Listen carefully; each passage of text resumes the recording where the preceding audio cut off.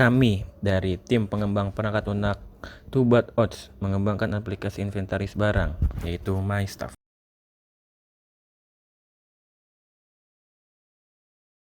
Yang pertama yaitu Dennis Natail yang menjabat sebagai Project Manager dan merangkap sebagai front end, dan Raras Pranita yang bekerja sebagai Technical Writer dan merangkap sebagai tester, dan juga ada Fabiola Agatha yang bekerja sebagai UI UX Designer dan merangkap sebagai front end, dan ada juga Bagus Pangestu menjabat sebagai back end dan database administrator, dan ada juga Ishak Fikri Taufik yang bekerja sebagai back end dan quality assurance.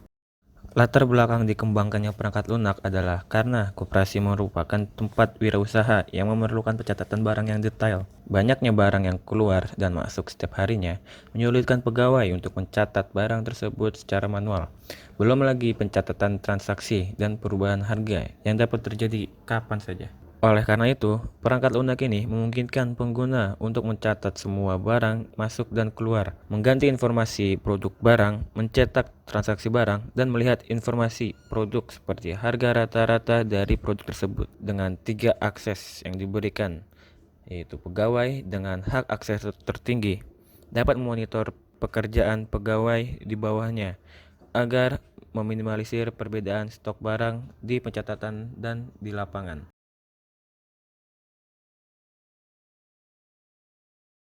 Untuk platform yang kami gunakan untuk mengembangkan perangkat lunak ini yaitu desktop, di mana klien kami itu merupakan suatu organisasi yang bergerak di bidang pergudangan. Jadi untuk software yang diminta itu yaitu software desktop. Kemudian dari hal itu kami berpikir untuk pengembangan programnya akan menggunakan NetBeans karena NetBeans itu outputnya software desktop. Kemudian untuk bahasa pemrogramannya sendiri, kami memilih bahasa pemrograman Java. Yang pertama, kami melihat Java itu sudah cukup banyak komunitasnya dan dokumentasinya juga cukup lengkap. Di YouTube pun tutorialnya lumayan banyak gitu. Dan kami pun sudah mempelajari OOP atau Object Oriented Programming pada semester 4 yaitu menggunakan Java. Karena itulah kami memilih Java sebagai bahasa pemrograman untuk mengembangkan proyek dari klien ini. Dengan mementingkan proses interaksi antar pribadi, pengembangan perangkat lunak dilakukan dengan metode Agile. Kerjasama antara klien dan tim selama perangkat lunak dikembangkan terjaga. Tim pengembang menerima saran dari klien dan menerima tanggapan jika diperlukan adanya perubahan.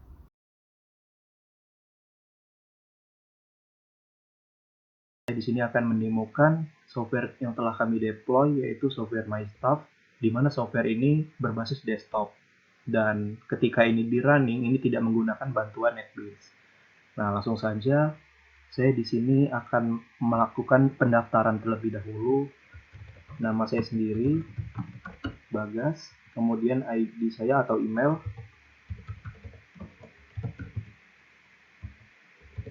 Nah, di sini saya masukkan passwordnya 12345 saja, biar mudah diingat. Kemudian saya akan berlaku sebagai admin pengawasan. Dan saya memasukkan jawaban rahasia. Nah, ketika sudah yakin, saya akan melakukan pendaftaran. Berhasil mendaftar. Oke. Saya kembali ke login, kemudian saya lakukan login dengan email yang telah saya daftarkan tadi.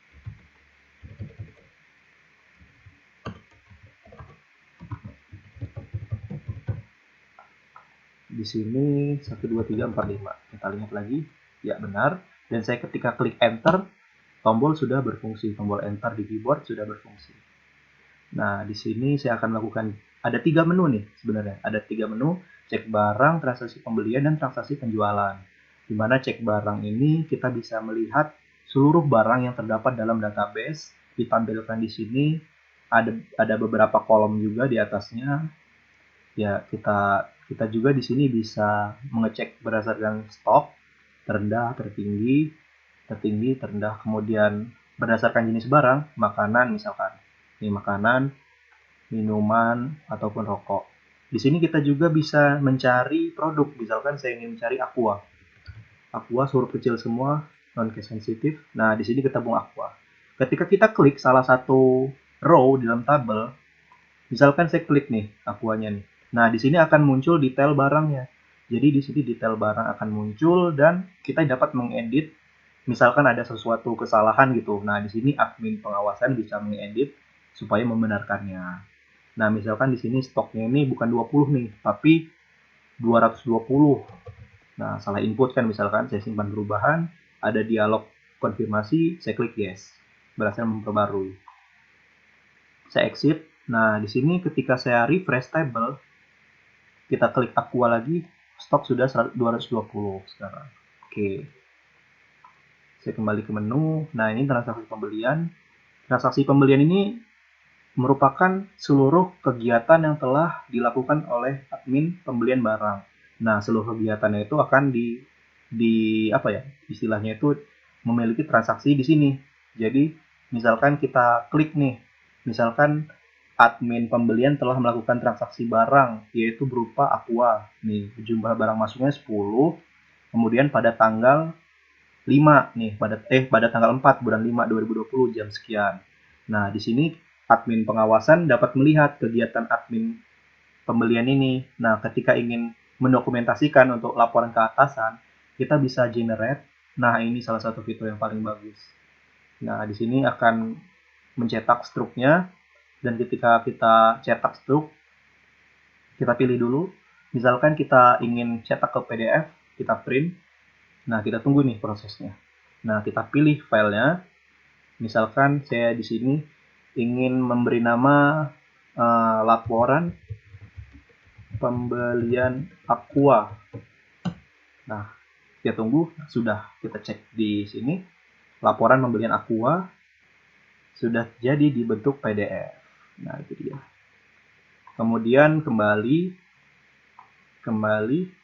Kalau transaksi penjualan kurang lebih sama seperti pembelian tadi. Tapi admin penjualan ini lebih ke dia aktivitas dari admin penjualan. Nah, karena kan dari software MyStaff sendiri terdapat tiga jenis user, yaitu admin pengawasan yang baru saja saya demokan, kemudian admin pembelian yang akan saya demokan ini, dan kemudian admin penjualan. Nah, sekarang saya akan mendemokan admin pembelian. Di sini ID-nya yaitu suci 10@gmail.com.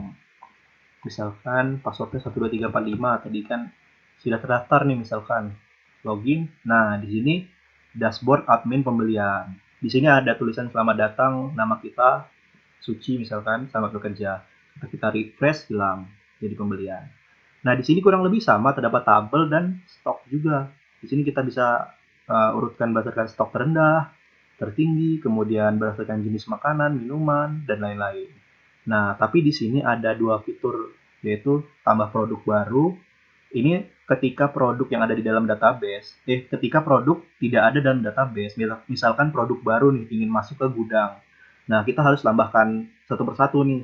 Misalkan produk yang masuk itu, misalkan makanan, gitu. Makanan misalkan misalkan energen gitu.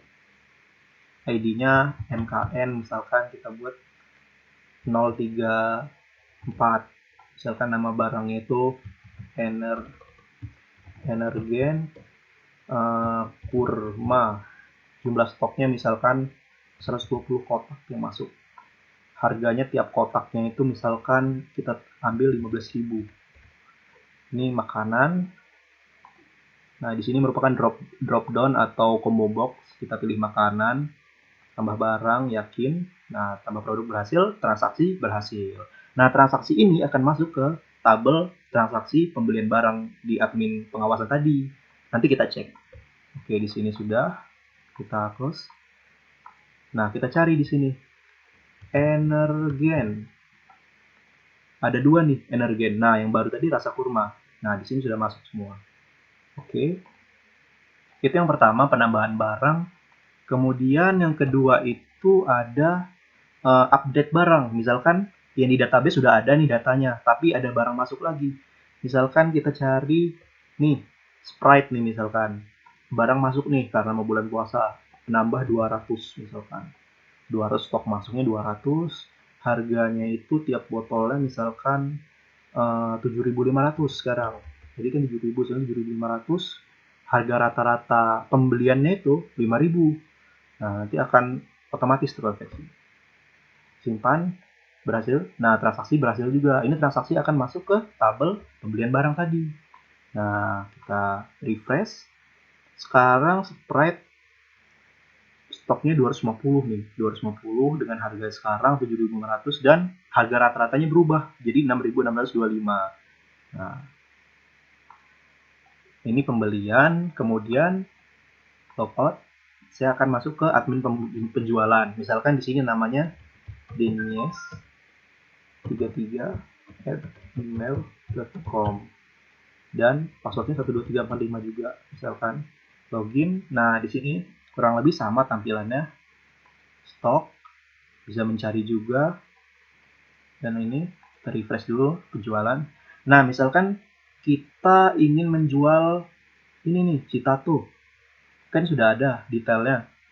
Jadi detail barang keluarnya ini misalkan dari gudang ingin ke toko gitu misalkan. Dan stok keluarnya ini stok maksimalnya 200. Misalkan stoknya ini kita berkurang 100 nih ke toko. Dengan harga jualnya itu 12.000. Ini kan harga rata-ratanya 10.000 tadi. Kita simpan perubahan. Berhasil mengurangi stok dan transaksi berhasil. Nah, transaksi ini akan ke transaksi penjualan. Nah, kita refresh. Sekarang Citato ayam kampung tinggal 100 stoknya. Dengan harga sekarang, harga jualnya itu 12.000 dan harga rata-ratanya 11.000 sekarang. Karena kan kalau yang tadi 10.000 kan, sekarang 11.000. Nah, gitu. Nah, di sini saya juga akan menemukan lupa password. Misalkan kita lupa nih passwordnya. Saya masukkan z1890@gmail.com. Kirim kode. Kita tunggu saja. Misalkan saya lupa nih passwordnya berapa tadi kan. Nah, kita kirimkan, ini lupa password, kita masukkan email kita dan kita verifikasi. Ketika sudah muncul dialog, maka kode telah berhasil dikirim ke email kamu. Jadi kita harus ngecek email dulu. Nah, ini misalkan email saya. Di sini saya akan mengecek. Nah, di sini sudah ada resetting password, yaitu ini passwordnya. Nah, kode reset kamu ini 226790. Ini merupakan kode acak ya, kode acak dari 0 sampai 119999. Jadi ada 6 digit, itu diacak dan kita verifikasi kode. Nah, ketika sudah masuk ke dialog ini berarti jalannya stok, bisa mencari juga. Dan ini kita refresh dulu penjualan. Nah, misalkan kita ingin menjual ini nih, Citato. Kan sudah ada detailnya. Jadi detail barang keluarnya ini misalkan dari gudang ingin ke toko gitu misalkan. Dan stok keluarnya ini stok maksimalnya 200. Misalkan stoknya ini kita berkurang 100 nih ke toko. Dengan harga jualnya itu 12.000. Ini kan harga rata-ratanya 10.000 tadi. Kita simpan perubahan.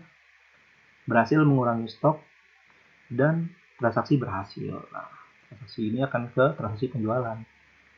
Nah, kita refresh. Sekarang Citato ayam kampung tinggal 100 stoknya.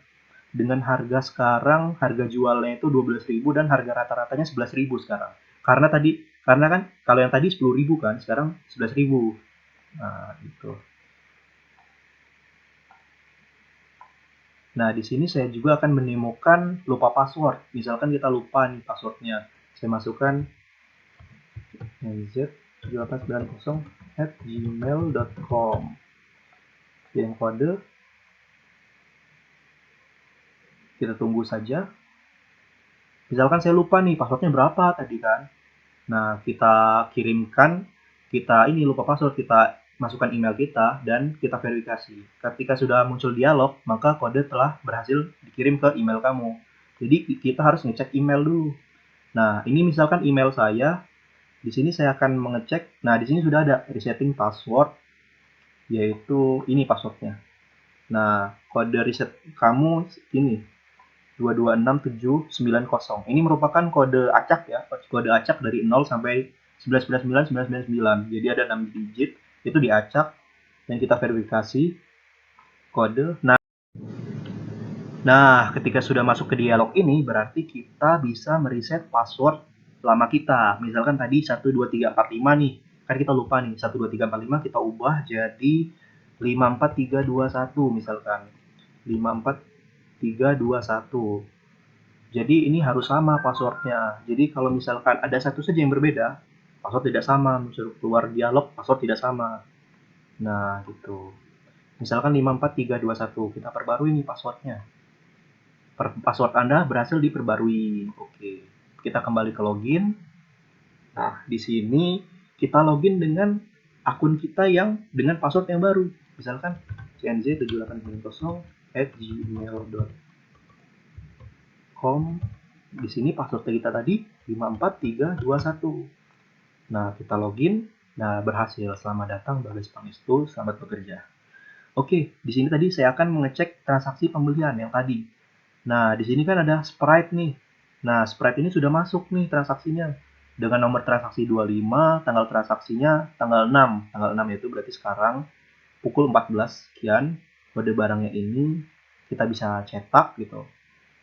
Kemudian di sini transaksi penjualan juga masuk nih yang penjualan tadi Cetato yang produk luar tadi kan dengan harga satuannya 12.000, harga totalnya jadi 1.200.000 ya, 1.200.000. Nah, ini kanan ini bisa kita cetak juga.